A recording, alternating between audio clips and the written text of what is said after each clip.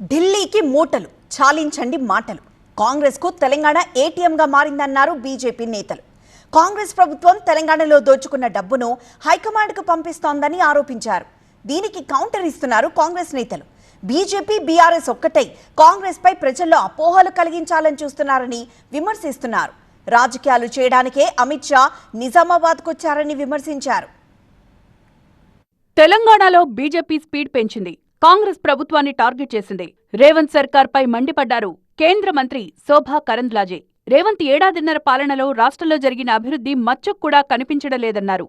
ఢిల్లీ से कुछ पैसा आया तो उसको कमीशन ले लो, पैसा बनाओ, करप्शन करो एंड दिल्ली हाईकमांड को पुश करो. ये कर्नाटका एंड तेलंगाना सरकार है.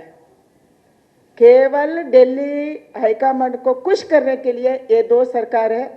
కేంద్ర హోంమంత్రి అమిత్ షా కూడా కాంగ్రెస్ సర్కార్పై మండిపడ్డారు. కాంగ్రెస్ హైకమాండ్కు తెలంగాణ ఎనీ టైం మనీగా మారిందని విమర్శించారు.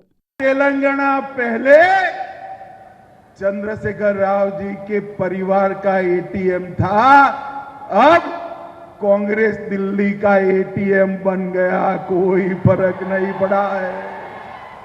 आज भी भ्रष्टाचार टीआरएस के शासन की तरह ही हो रहा है.